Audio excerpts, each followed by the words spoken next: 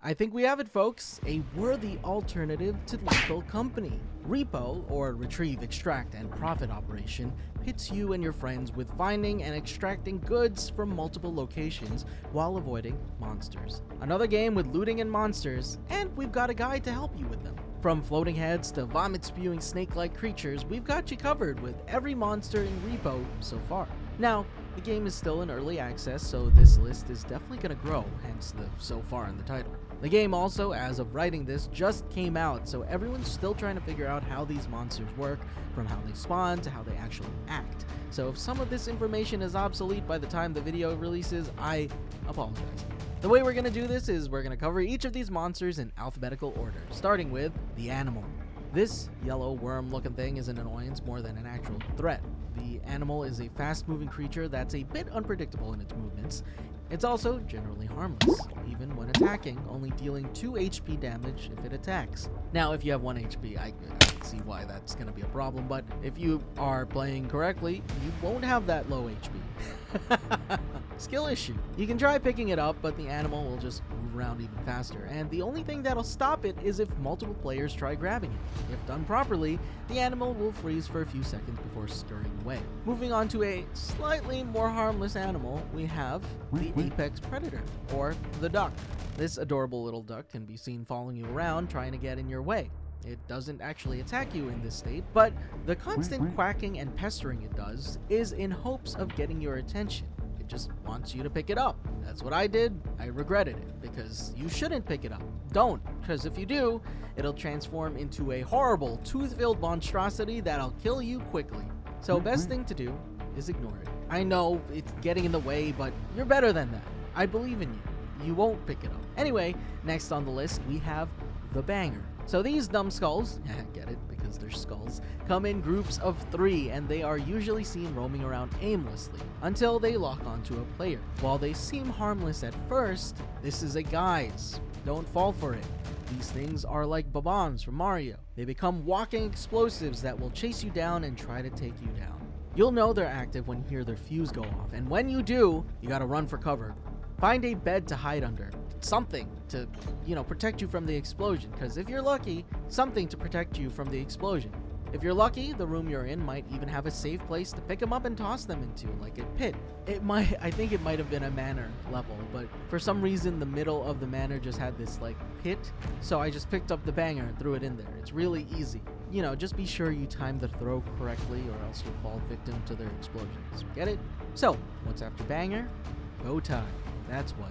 So bow ties are large and slow moving, and they emit an ear-piercing scream when the player is spotted. Not only is this scream annoying, but it prevents players from doing certain moves, like sprinting or jumping, so it effectively just keeps you in place, really. The force of the scream is even powerful enough, if you're close enough, to slam you into walls and damage you. Although these guys seem large and in charge, you can actually counter them pretty easily with a good tranquilizer gun or some sort of melee weapon. So take them down while you have the chance, or just ignore them. 9 out of 10 times. Okay, so real facts, I am scared of monsters, so half the time I don't engage with them. I am the type that will be like, oh, that's a monster. Alright, just gonna go over here and ignore you. But if you do engage, take them down while you have the chance. So, next up we have another slow-moving monster, and that is the chef, or Froggy, as I like to call him. I don't know if that's the technical name, but Froggy. Ratatouille made me believe that animals can be chefs, however, you don't want to encounter this Froggy chef. This monster can be seen hopping through the halls slowly, seemingly minding its own business. However, once the chef spots a player, it becomes way more aggressive, lunging forward and trying to slice and dice anything in its path. And trust me, you'll definitely know when you're spotted because his entire demeanor changes. Like, the frog looks like a harmless frog, and then it gives you this really uneasy to look at face. It's just I don't like it. And trust me, you'll definitely know when you're spotted because if you time your movements just right, you might be able to juke the chef while it lunges, which will cause the chef to miss and start ragdolling all over the floor. If that's the case, be sure to take this chance to run away and escape. Next on our alphabetical list is the clown. Now listen, when I first saw this thing, I did not think of a clown. I thought this thing was a walking anglerfish or something. And upon closer inspection, this thing is definitely a clown. Just look at those giant clown shoes. Those aren't for show neither. You'll know a clown is around when you start hearing some heavy footsteps. Those are some big shoes, and you know what they say about big feet, big footsteps. You will most definitely also know it's a clown because you'll see its balloon-looking antenna. So, if you know this thing is coming right around the corner, do your best to hide. And if you don't, be prepared to get demolished by its laser beam. Yes, the clown shoots lasers. It's funny, right? Funny. You would never expect it from the clown. Anyway, let's move on to the gnome. So, gnomes are more nuisance than threat. Gnomes are just like bangers. They come in groups, usually, and they can be seen trying to destroy the loot you gathered around the map. Not only do they destroy the valuables, they can do so by throwing them at you, the player, and breaking them. Thanks. Thankfully for us, these little turds are really weak, and you can destroy them by grabbing them and smashing them on the ground. Do it. It's really satisfying. Now for the first monster I ever encountered, the Headman, or simply the floating head. So this monster, as its name implies, is a giant floating head, slowly drifting around the map. With a giant head comes giant eyes, and those giant eyes are extremely sensitive to light. If it detects the player's flashlight, be prepared to run and break its line of sight with you. If you don't, the Headman will aggressively rush to the player, biting 50 HP away with each attack. If you know a Headman is in the area, do yourself a favor and just crouch and don't use your flashlight. Also, don't speak. I feel like there was, I don't know if it's confirmed, but I spoke once and it looked at me and started chasing me down, but I might be confusing it with another monster. That first playthrough was a while back. Anyway, next up is the Hidden. So unlike other creatures in REPO, the Hidden is almost entirely invisible, appearing only as black smoke and faint footprints. It doesn't attack directly, but instead teleports players back to the truck if they come into contact with it. Now you're probably wondering, what's wrong with that? Well, let me tell you. Imagine you're carrying a large and probably valuable item, and you're suddenly teleported back to the truck. Well, consider that piece of loot goodbye, because it's probably devalued, or worse, it's broken. You know those boxes that say this side up? Yep, that's probably exploding right now. So, what are some signs the Hidden is around? Well, if you hear breathing sounds or see small visual distortions in the environment, you can assume the Hidden is nearby. Next up, we got the Huntsman. So the Huntsman is blind, but armed with a rifle or a shotgun. Oh, the Huntsman is blind, but you know, that doesn't stop him from carrying a shotgun that it uses both as a walking stick and a deadly weapon. If you're a fan of Lethal Company, think of it as a combination of the eyeless dogs and the Nutcracker. While the Huntsman can't see players, it has incredibly sharp hearing and will immediately fire in the direction of any sounds it detects. The blast from its shotgun is lethal, making it one of the most dangerous ranged enemies in REPO. If you know Huntsman is near, you better start crouch walking and shutting up. But if you're spotted, you will have a very small amount of time to dodge its shots. It ain't impossible, my friend did it, and we were all just like, oh my god, it's your Call of Duty skills. Also, don't be tempted to try grabbing the shotgun, because during one of my playthroughs, I saw that it was grabbable, so I grabbed it, and the Huntsman was just like, oh, there you are, bang. So don't do that, please. Alright, moving from H to M, we have the Mentalist. So the Mentalist is a floating entity with the ability to manipulate gravity, making it one of the most unpredictable threats in REPO. Its primary attack is to lift players into the air, rendering them completely helpless before slamming them down for massive damage. This attack is especially dangerous in enclosed areas, as being slammed into walls or obstacles can lead to instant death. But the Mentalist has relatively low health and can be quickly taken down by melee weapons. However, if you find yourself caught in its grasp, your only hope is that a teammate nearby can strike it, potentially freeing you before it finishes its attack. It's silly. It's kind of like those in Lethal Company, you know, those worms that fall down from the sky and grab your face, the face huggers, and you can't do anything unless a friend can hit it off your face. Alright, so another baddie that we have to look out for, or rather look away from, is the Peeper, or the Ceiling Eye. The Peeper is a ceiling-mounted eyeball that remains motionless, but is deadly if stared at for too long. If it catches the player's gaze, it'll lock the crosshair, making it impossible to look away. The real danger of this monster is that it renders you vulnerable to other enemies, as you'll be unable to focus on escaping while trapped in its gaze. Our next character reminds me of a certain anime character. It is the Robe. So look, I'm an anime fan, and when I saw this no-face, spirit-away looking dude roaming around the halls, my instinct told me to run away. You see, the robe is terrifying to say the least, and it doesn't help that you don't quite know where it's going because it could turn around at any moment. At first, it'll appear to wander around aimlessly, but if a player makes eye contact with it, it instantly becomes aggressive and moves at high speed to eliminate its target. Now there's a chance that you didn't catch its attention and it continues to wander around, but in the likely chance that you did, you better start running and hiding. See, there's a pattern to a lot of these monsters is that if they spot you, you run and hide. Okay? Pretty simple. The robe seems to lose interest after failing to find you for a period of time, so like I said, your best bet is to hide and find your way under the tables or the bed or something.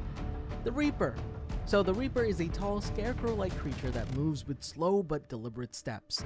Its poor eyesight makes it less aware of distant players, but once it notices someone, it'll begin swinging its massive blades in wide arcs, making it deadly in close quarters.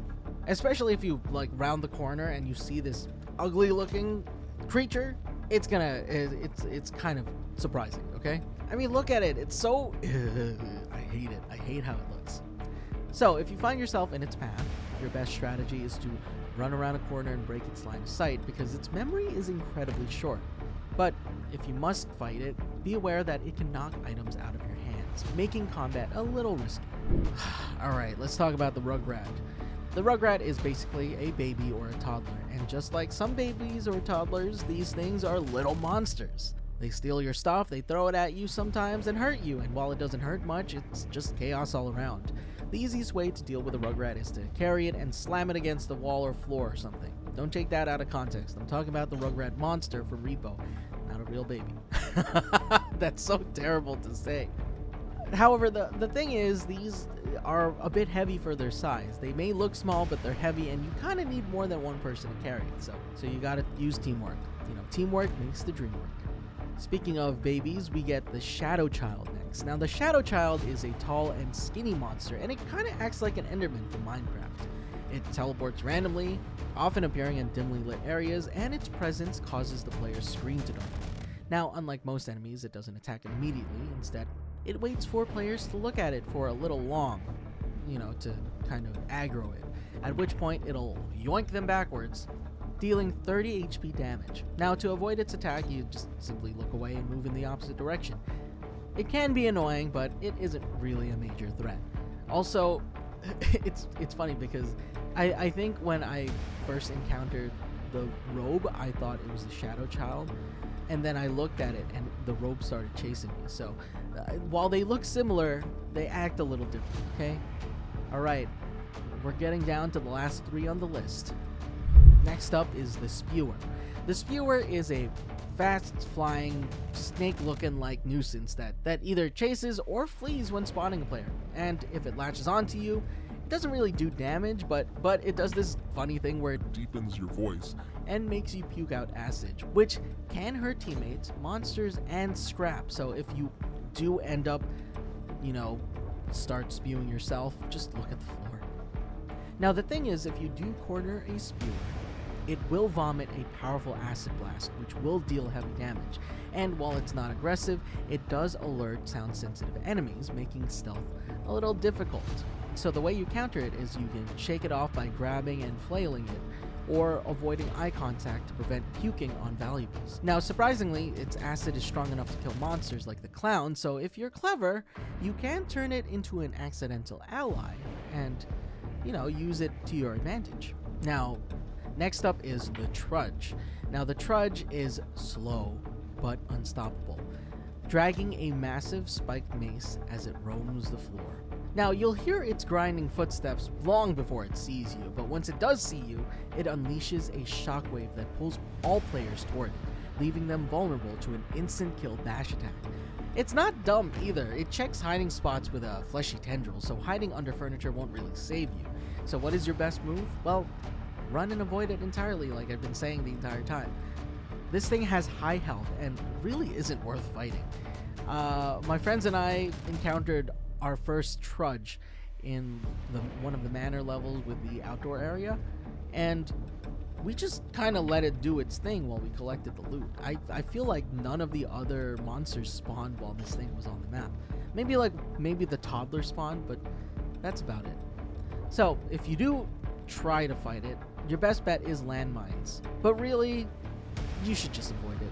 One mistake and it's pretty much game over. Now, our last monster on the list so far is the upscream. I haven't personally encountered an upscream, so I can't say much for the monster itself. This is what the community has to say. The upscream is a four-legged crawler that roams floors, walls, and ceilings, patrolling in small groups. It grabs players and screams, flinging them backwards, stunning them for 2 seconds. You know, one alone, not really a problem, but if multiple upscreams attack together, they can stun lock you indefinitely, bouncing you around until you die. Now, people in the community say that melee weapons work best since they're small and hard to hit, and tranquilizer guns can temporarily disable them, letting you pick them up and toss them like gnomes. If your teammate gets stuck in a stun lock loop, you gotta save them fast or else they're pretty much done. Now, these things go from minor annoyance to deadly in seconds, so you can never underestimate them. And that's it for the monsters of REPO so far. Are y'all enjoying the game? Do you think my claim of worthy alternative to Lethal Company is true? Let me know in the comments below. If you like this video, give it a like, just so I know. And thank you for watching the Leaderboard, your home for video game facts.